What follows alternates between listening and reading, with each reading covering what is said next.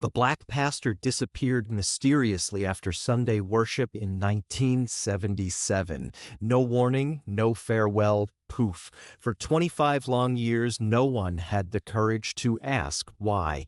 Not until a Bible soaked in blood was found under a redwood tree, opening a secret well within the walls of the church itself. Now, decades on, his son, a middle-aged man with too many sleepless nights and too many unanswered questions, comes home. He's not only looking for his father, he's exposing the town's hidden conscience into the silence that once passed as faith. What he's going to discover will push the limits of forgiveness, truth, and what individuals will do to preserve the image of holiness. Before we jump into this spine-tingling mystery, don't forget to hit that subscribe button and the bell so you don't miss any of our tales that uncover the layers of buried truths. It was a sunny Sunday morning, September 11th, 1977. Zion Hope Church in Maple Falls, North Carolina, radiated under the sun. Golden light poured through its stained glass windows, casting colors on the dark wooden pews. The congregation was silent, hands clasped, hearts raised, attired in their Sunday best. At the pulpit was Pastor Elijah Monroe, a 49-year-old tall, elegant black man with a serene demeanor and a voice that had both warmth and soft command. "May God give you peace," he intoned, "and may he lead those who are lost." No one in that room would have been able to imagine that he was the one who would soon vanish into darkness. With his last blessing, Pastor Monroe smiled weakly, nodded to his parishioners, and climbed down from the pulpit as he always did. A couple of members waved. One older woman breathed softly, "You preached deep today, Pastor." He smiled at her briefly, then moved toward the rear door to the vestry. That was the last anyone ever laid eyes on him alive. 10 minutes later, the assistant pastor knocked to bring in the service log. Silence. The room was vacant. His robe still remained tidy on its hook. The small window hung ajar, but there were no signs of struggle, no shattered glass, no trail of breadcrumbs to pursue. Elijah's car remained parked in the church lot, his keys untouched. The search started immediately, initially around the church and then into the woods beyond. But Pastor Monroe was as if consumed by the very air. When the police came on the scene, their inquiry was brief. No blood, no witnesses, no goodbye note. Their last report was little comfort, possible voluntary departure due to personal or spiritual crisis. Whispers spread through Maple Falls. Some said he'd been pushed out by the church board, mostly white and quietly divided. Others murmured that he'd uncovered something dark, something about the church's charity fund, and had been silenced. But no one dared speak too loudly. Weeks turned into months. Months turned into years. The pulpit where Pastor Monroe had stood became cold. A new pastor, George Witt, came in. A gentle, soft-spoken man who was careful never to refer to the man who preceded him. Time passed, as it always does. New faces replaced the old in the pews. The name of Elijah Monroe was forgotten to the back rooms and murmured prayers. But hidden behind a locked, rusty drawer in the pastoral's office, one Bible waited patiently for someone to come back and rediscover it. That day would arrive 25 years later. But then in 1977, nothing was left but a hollow hush and a shiver running down all spines in Zion Hope Church, like something holy had been shut away forever inside those ancient brick walls. It was the first week of September 2002 when Elijah's son, Marcus Monroe, got off a bus in Maple Falls. There was the smell of damp moss and dropped leaves in the air. Mist crept over the cobblestone road, blurring everything, just like memory does in time. The silver-green bus lurched into the distance, leaving him alone on the side of the road next to a worn wooden sign. "Welcome to Maple Falls, where faith leads the way." Marcus was 42 now, his hair dark but streaked with gray at the temples. He had a plain cotton shirt, faded khakis, and scuffed leather shoes, the type that had visited too many cities and too few answers. He used to be a literature professor, then an editor, then a wanderer.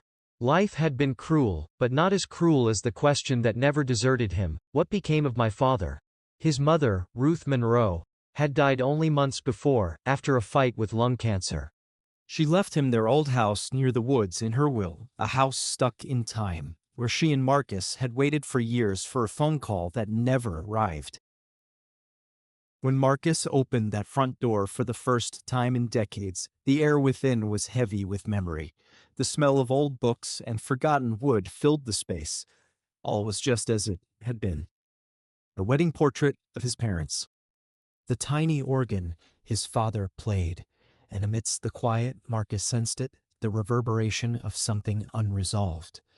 The ceiling light still had a black ring of soot from a candle extinguished decades before. Time had come to an end here, like the house itself would not move forward. On his dad's old desk, Marcus discovered a little wooden box, the dial rusted, the lock frozen closed. No key. He rummaged through the drawers, sweeping by yellowed papers and faded envelopes until he revealed a sheaf of letters written by hand to pastors in other states. Most of them never sent. One letter trailed off in mid-sentence, the ink trailing into a shaking line. It said, "The only path to justice is to walk through the darkness." Marcus read it 3 times, the words as heavy as lead in his chest.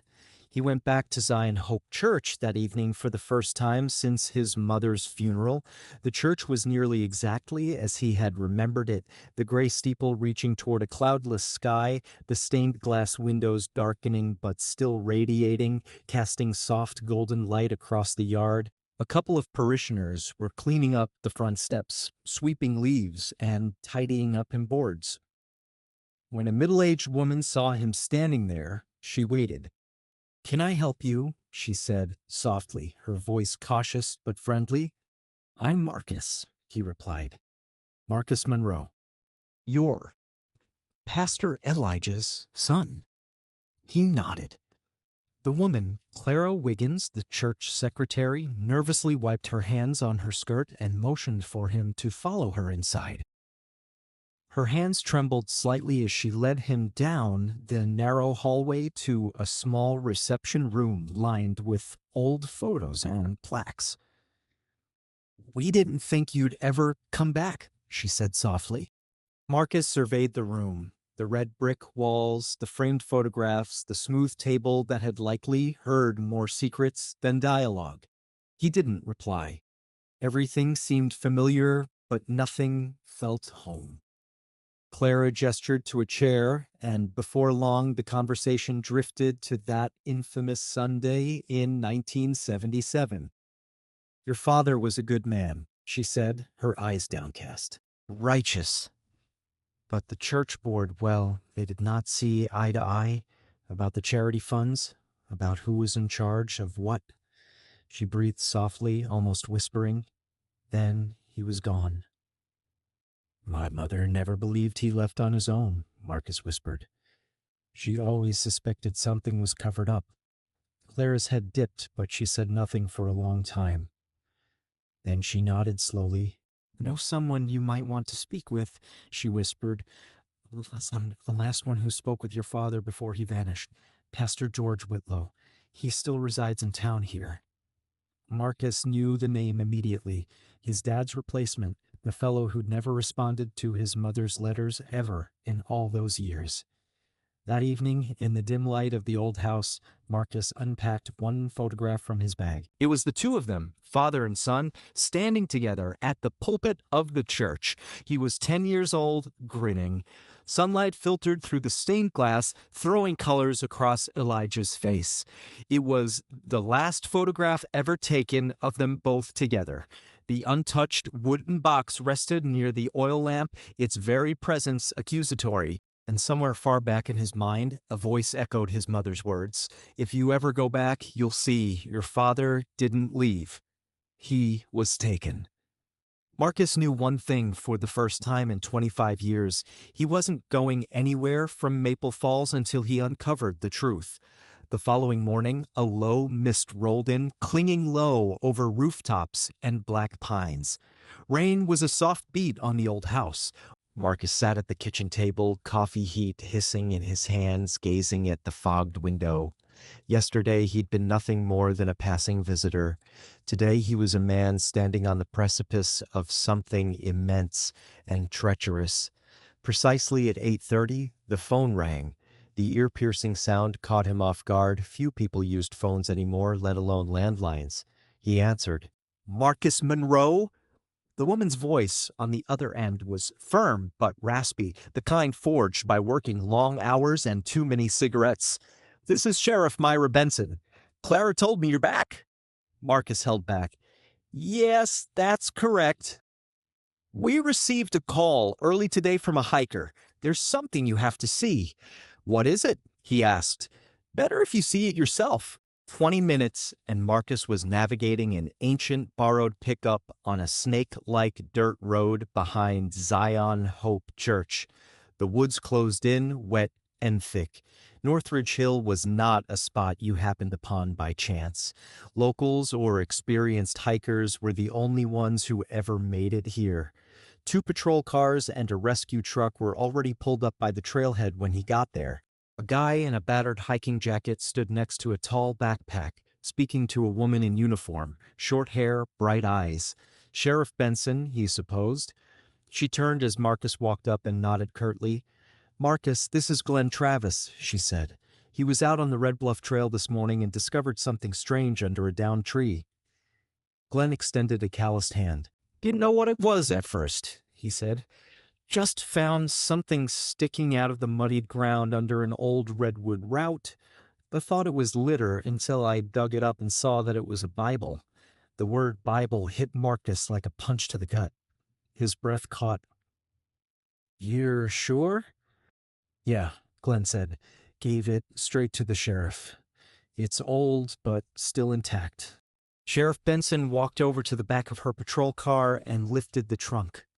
Inside lay a large evidence bag. Through the plastic, Marcus saw it, a black leather Bible, the cover torn, the silver edges dulled with age, a slip of paper stuck out from the middle. His hands trembled as he reached out to touch the bag. "I know this book," he whispered. "My father carried it everywhere. He preached from this very Bible." Benson studied him carefully, then said, "Then you'll want to see what's inside." She wore latex gloves, opened the bag, and carefully flipped the cover. The air was filled with the scent of mold and old leather. In the inside cover, carefully penned in black ink, it said, the signature underneath was slightly blurred by moisture, but unambiguous. Marcus's gaze wandered over to the creased paper jammed between the pages. The handwriting was unsteady, but readable. On the note in the Bible, the final sentence was written like a whisper from beyond the grave. No date, no recipient, just that. Sheriff Benson let out a slow breath. "We haven't looked at every page as yet," she said. "But there is a red stain on the corner. Maybe old blood or something else."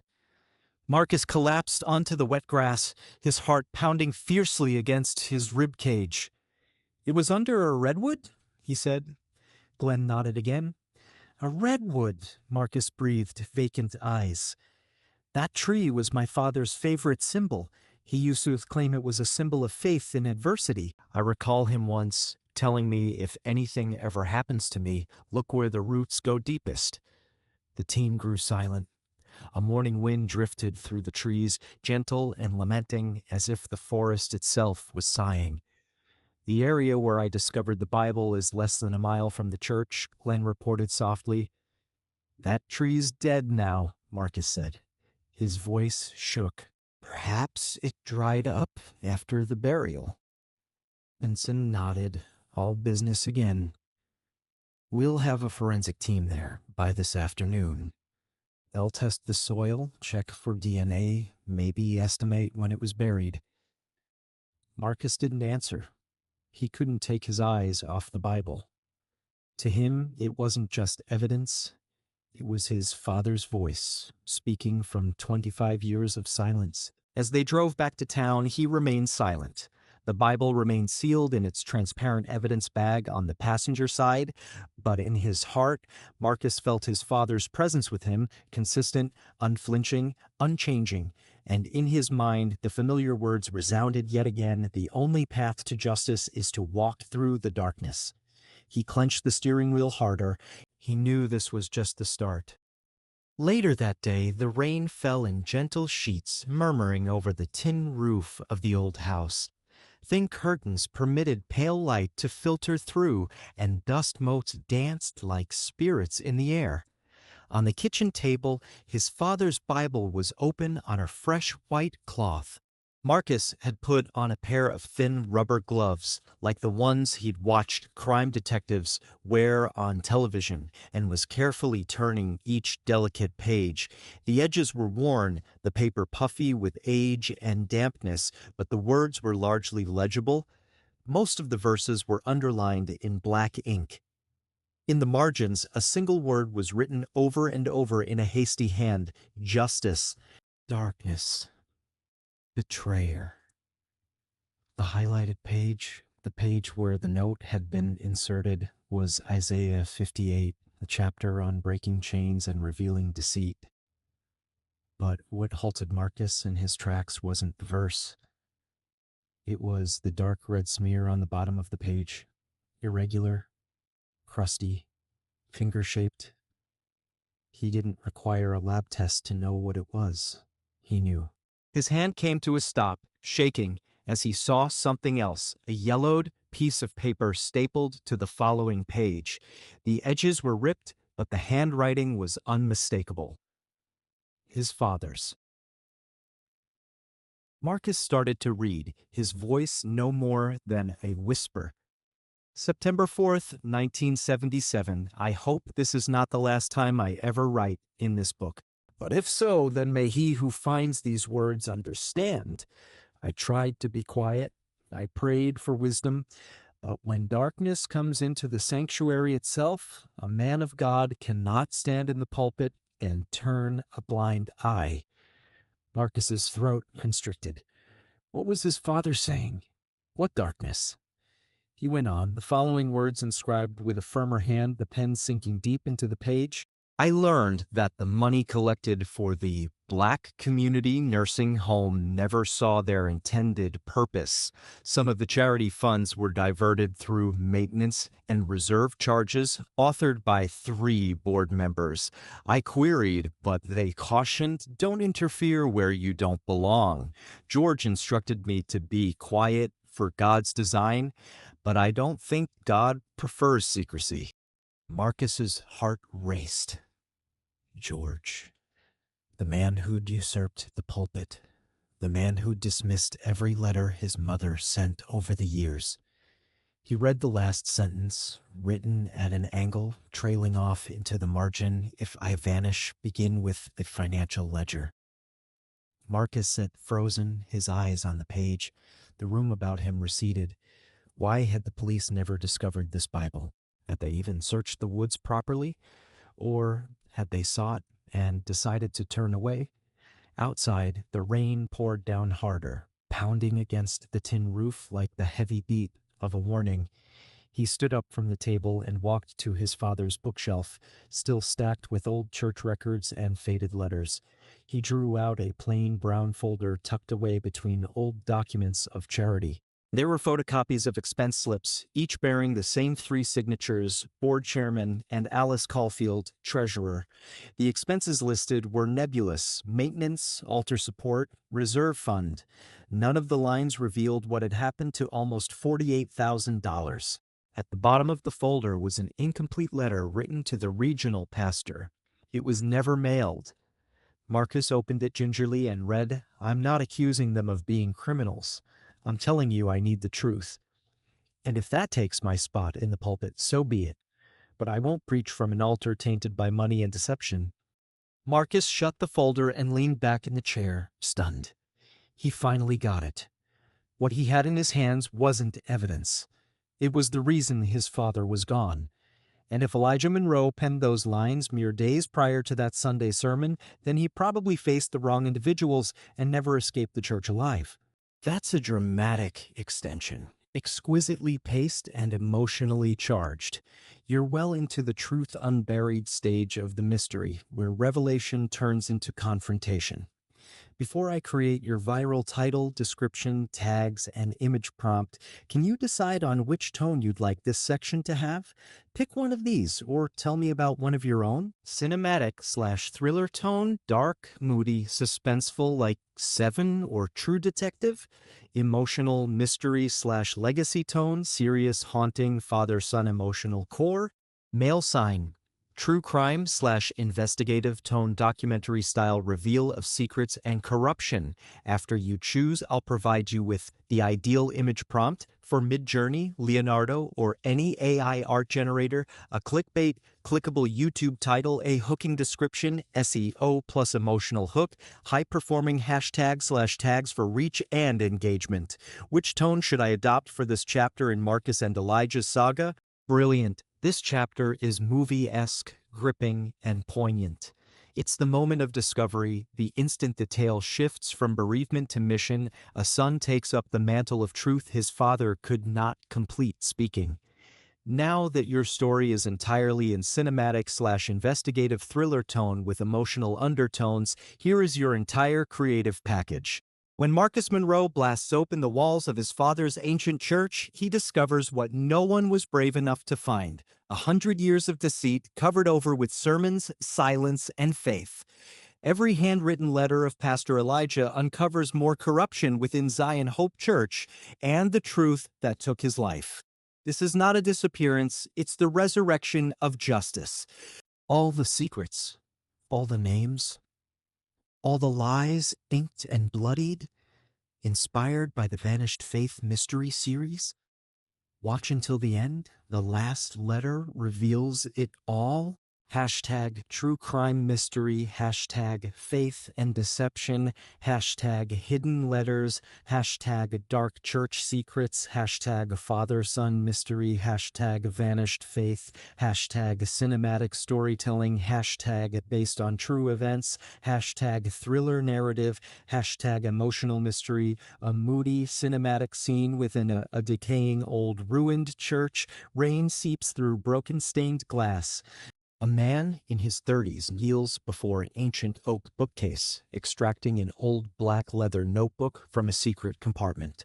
Light from the shattered window onto the open pages with smudged handwriting. Atmosphere rich with dust, memory, and divine sadness.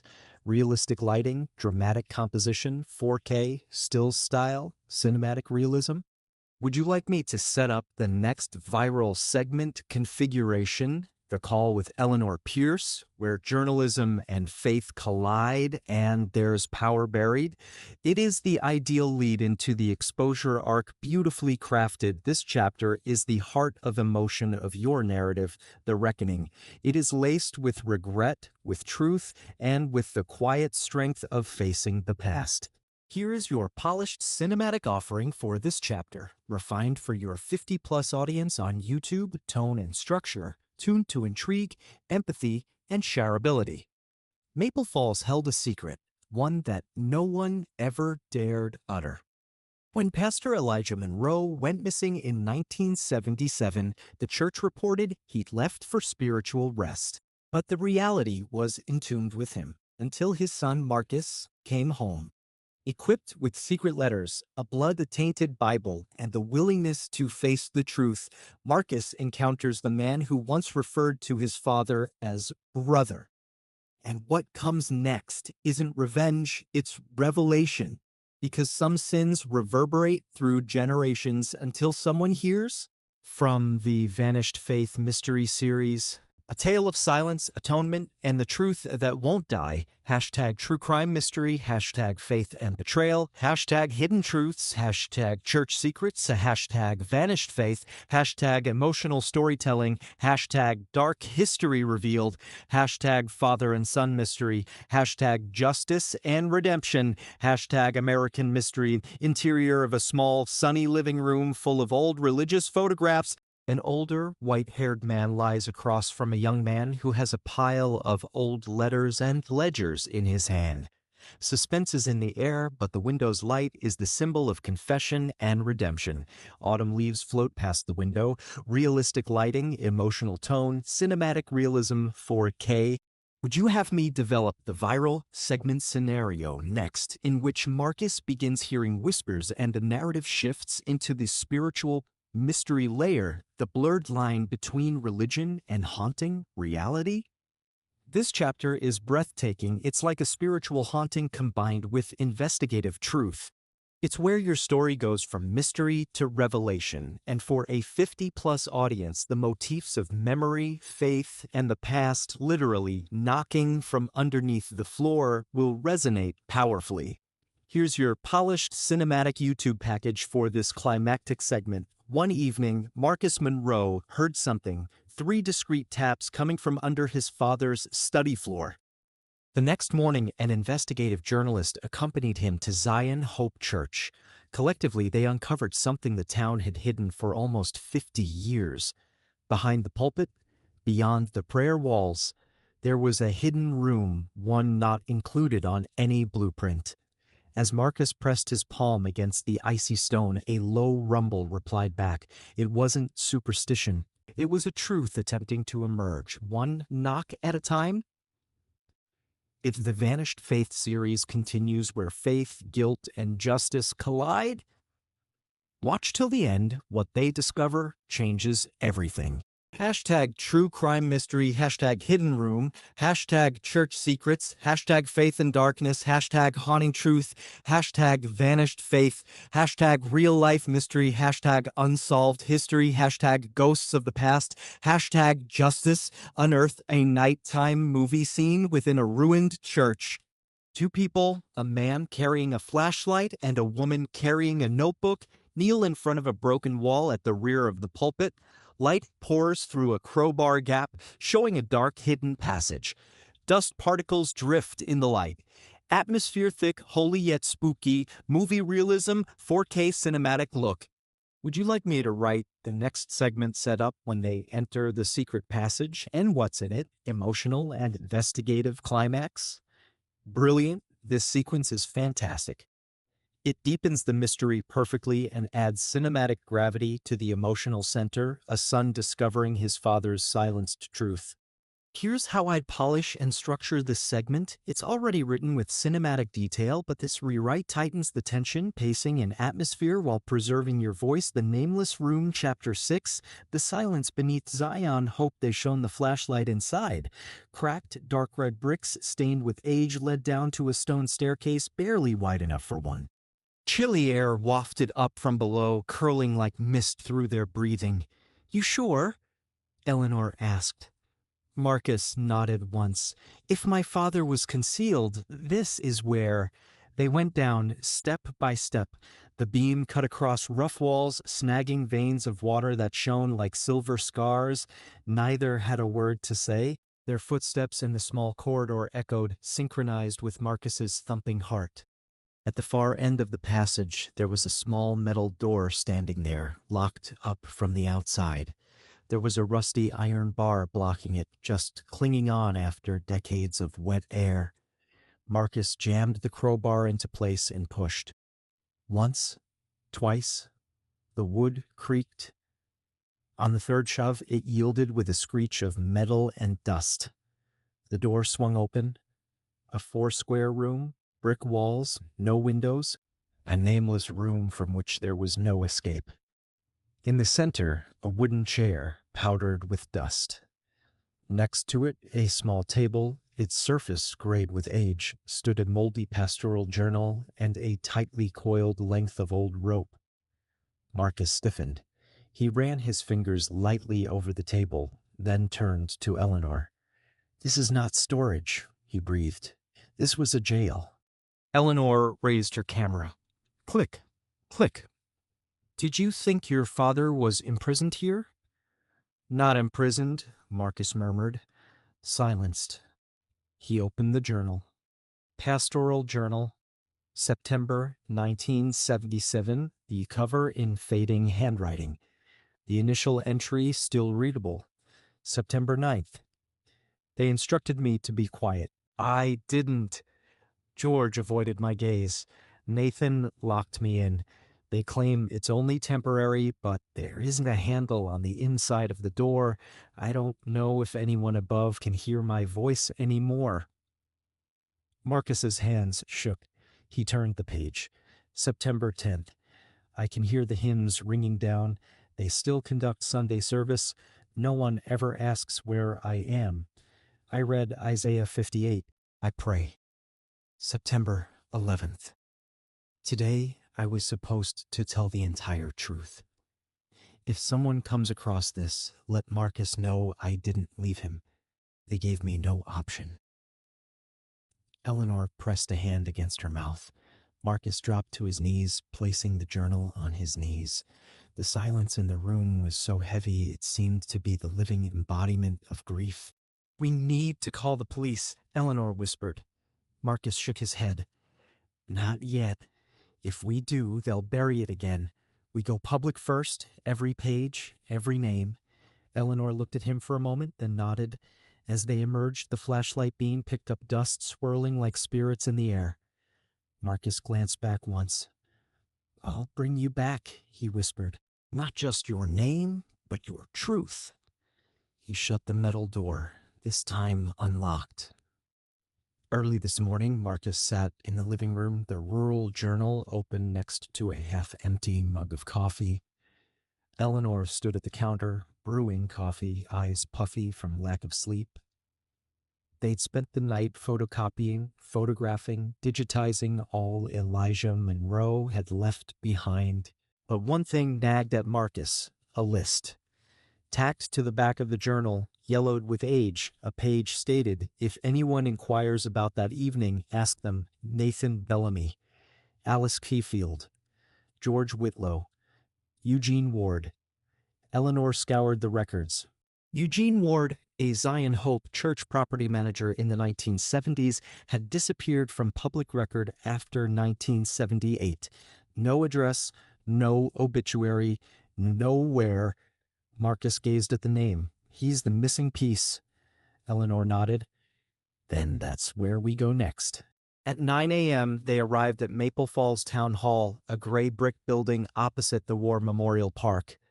Inside, dust motes floated in cold fluorescent light. The receptionist dawdled until Eleanor displayed her press badge. They went down to the basement archives minutes later, where the paper trail of truth, long hidden, lay in the darkness. "Would you like me to continue writing the next chapter, the town hall archive scene, where they find the forged ledger and the final proof linking the church board to Elijah's vanishing? Or would you like me to create this section's image prompt plus viral title, description/tags next for video or story posting?" This is amazing storytelling, taut, atmospheric, and movie-like. The investigation's pacing is like something from True Detective crossed with The Sixth Sense. This stretch, from the discovery in the archives to the doorstep of Eugene Ward, is your pivot. The reality of Elijah Monroe is no longer shrouded in mystery. It's quivering just under the surface of avowal. Here is a sleek, filmic version of your words that highlights emotional hits, visual suspense, and timing. Without altering your story material, the storage room was chill and damp, heavy with the scent of moldy paper and ink. Eleanor sorted boxes by year, dust rising in soft clouds with each move. Marcus combed the shelves labeled religious institutions, Zion Hope. Almost an hour went by in silence, broken only by the rustle of paper and the buzz of the old fluorescent light. Then Marcus stopped. A half-buried cardboard box on the bottom shelf. Zion Hope Baptist Church, Finances and Transfers, 1976 to 1979. He drew it out and placed it on the middle table. Buried inside were yellowed bank statements, tax returns, and toward the bottom, a leather-bound book. Its black ink was faded at the edges, the binding worn from years of moisture. Marcus opened it. The first page stated, "Eleanor moved closer." Together they read the entries, dates, amounts, signatures. But the last pages stopped them. Lower hallway maintenance, vestry storage renovation, emergency compensation, humanitarian purpose, non-refunded. All four signed in the same four names. Marcus's breath hitched. They paid to silence it, he whispered. To bribe someone or contract someone. Eleanor's voice was little more than a whisper. Or worse, to bury him. No further words were necessary. They took pictures of every page, every signature, every seal, and evacuated the building as thunder boomed overhead. Outside, the southern rain poured down fierce and unexpected, like the sky itself was attempting to scour time's grime. At Marcus's house, the dining table was a war zone of evidence. Elijah's hidden room journal, the altar cabinet letters, the county treasurer's records, all falling into place like a skeleton assembling flesh. Do you get it? Marcus pointed to the ledger. The secret room below the church, it's described as extra storage. They fabricated an expense to cover the construction of it. Eleanor drew a line with her pen. And the emergency compensation, a bribe for silence. Someone was paid to keep it hushed up. Marcus nodded slowly. Eugene Ward is the clue. He's the only one who vanished totally. That night, the two of them sat in the living room, lamplight casting shadows upon the wall. The storm raging outside had not abated. Rain caressed the window panes like a counting clock. On the table, the papers were spread out like a confessional. Marcus gazed at them and understood that fear had taken on a new form. It was no longer paralysis. It was purpose. Tomorrow, he said quietly, we locate Eugene. Eleanor did not respond. She simply filled them both another cup of coffee. Outside the rain came down harder, but in here the truth had already started to surface. It was gray and rainy when dawn broke over Maple Falls. They loaded their files into the car and headed northwest to what? A tiny town hidden by the Tennessee border. The highway twisted through foggy hills and pine woods filled with an ominous silence. They hardly talked at all for 3 hours. Soft jazz played on the radio, the rumble of the tires, and otherwise there was silence, a tenuous calm before battle.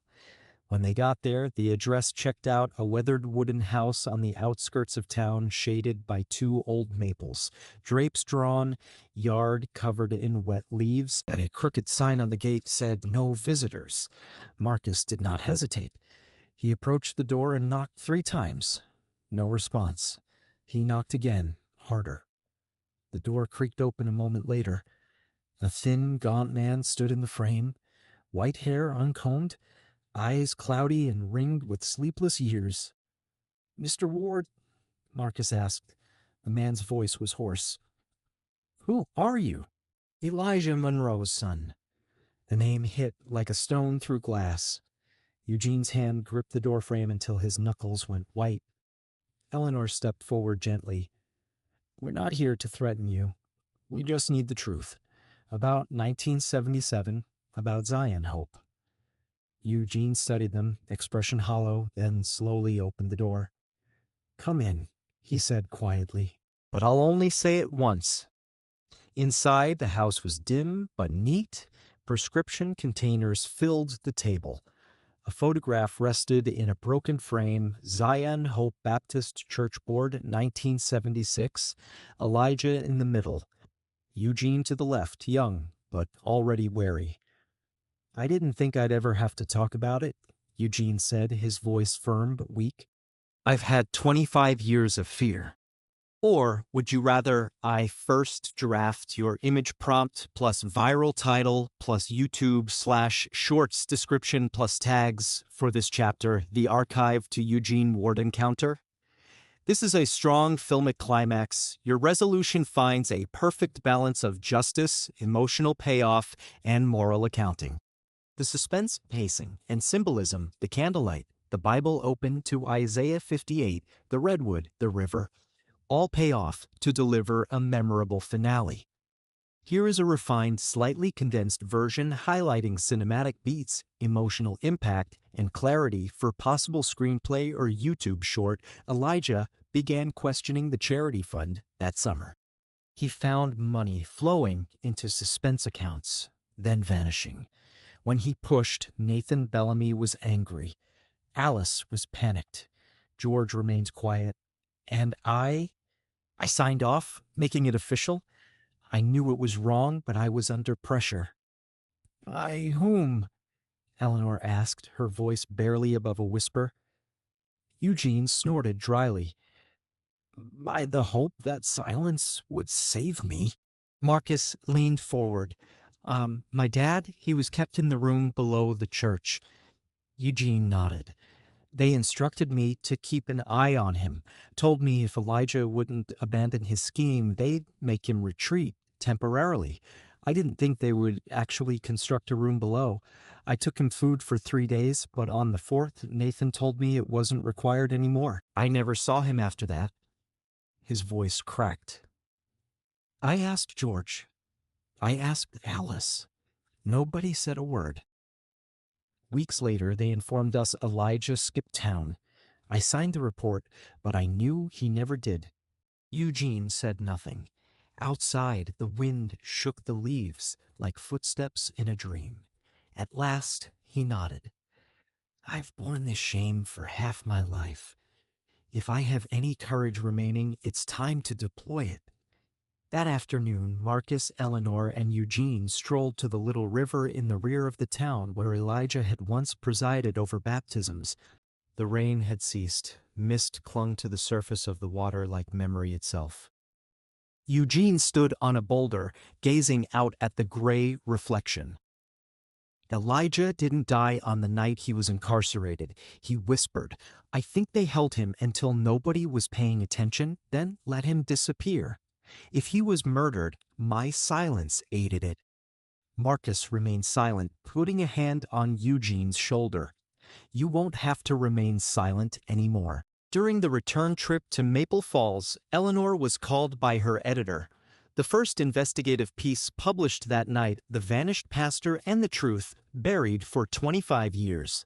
When Marcus read the article with a 1976 picture of his father standing in front of the church, eyes unapologetic and unflinching, he knew his father's voice had been heard at last, not in blood or in revenge, but in evidence, testimony, and truth that ran like the river under the redwoods. That Saturday night, Zion Hope Church was alight, not with chilly neon, but candles.